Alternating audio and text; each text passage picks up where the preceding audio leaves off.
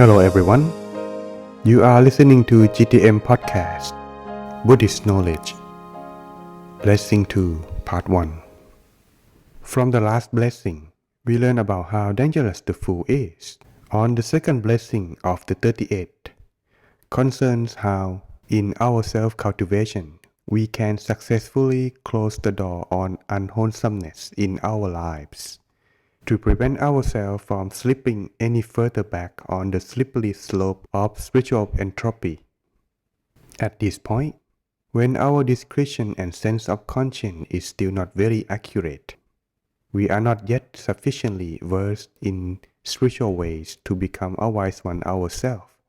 However, what we can start by doing is to learn how to recognize others who are and to associate with them so that some of their discretion may brush off on us. A wise one is distinguished by his or her wisdom. Before starting this blessing, it is important to define this wisdom clearly because being wise is not the same as being educated.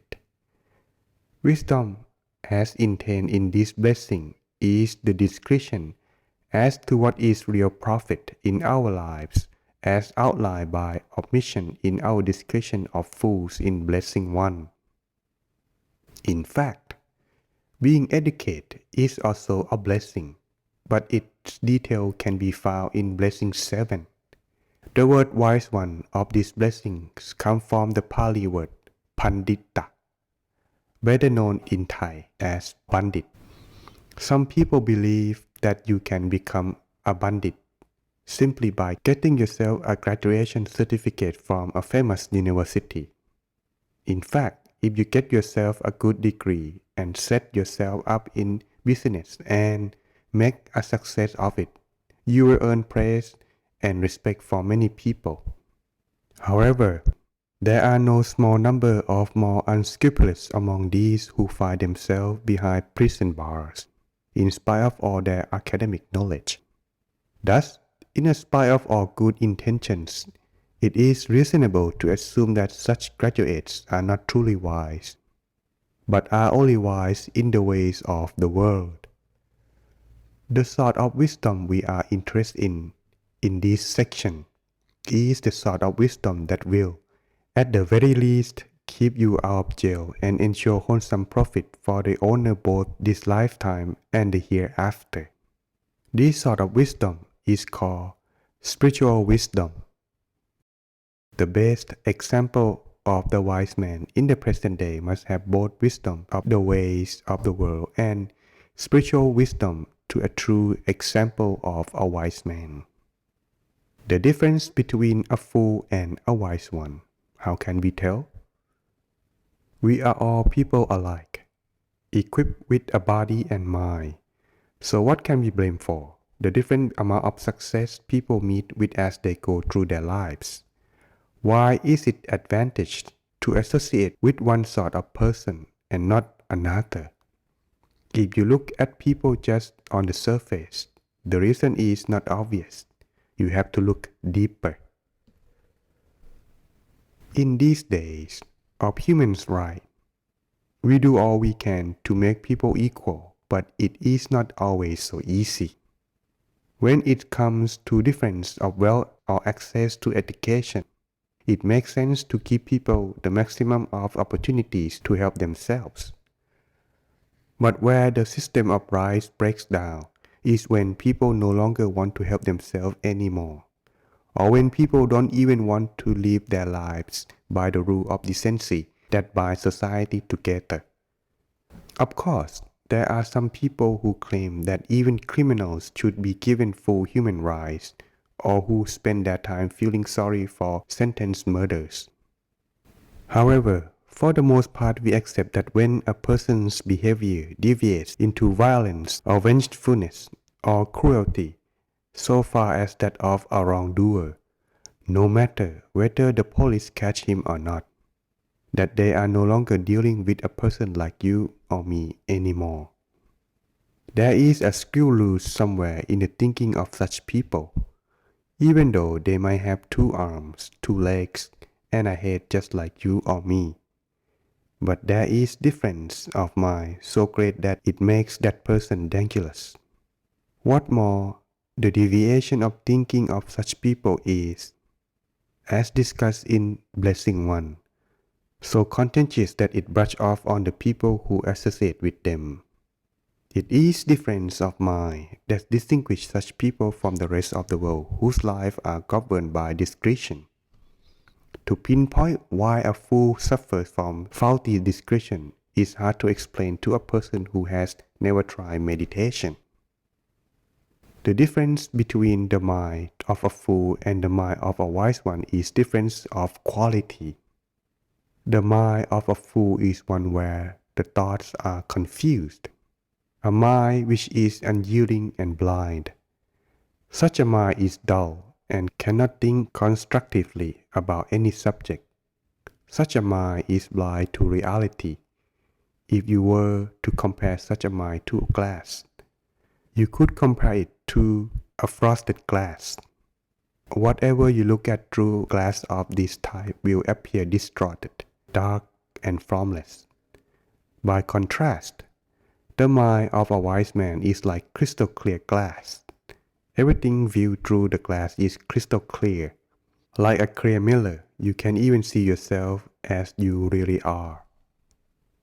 You might doubt that the mind, as an abstract phenomenon, could have such a powerful influence on our destiny. But the mind is, in fact, of uttermost importance because every dealing we have with the world must pass through the channel of our mind. Consider looking at the world in the mirror. Whatever is situated in front of the mirror will show its reflection instantly. Furthermore, a mirror only the size of the palm of your hand is large enough to show the reflection of entire mountain. All it needs is the mirror to be really clear, that's all, in order to be able to show instantly the reflection of any object, indiscriminable from the real object itself. In the same way, all it takes for the mind to be really clear, and it too can instantly hold, examine, and understand anything and everything as it really is. All of this is by contrast with the man who had a clouded mind, who we have compared to a dull or frosted mirror, which can do anything to facilitate clear understanding, who cannot comprehend clearly because his own mind is clouded. Because the mind of a fool is distorted, he sees the world in a distorted way. When everything he sees is distorted, how does he interact with the world? The answer to this question is, in the way he thinks is appropriate, namely, according to thought, speech, and action which are distorted from the norm. On the contrary, because a wise man has a mind that is crystal clear like a diamond, he sees the world clearly, as it really is. Thus, he can deal with the world in a way he is appropriate on a more cosmic level than a fool who is locked up in his own selfish view of the world. Meditation is the clear means by which we can upgrade the quality of our mind. Once we realize the peril of having a mind which is dull, clouded, and generally low quality, we can start to appreciate why meditation is so important in the prevention and cure the problems of our lives. The ups and downs of the mind from day to day. Very few people are out and out murderers and plunderers. At the same time, very few people are completely pure in mind. The ones who are already arahants or enlightened have no need to waste time listening to our podcast like this.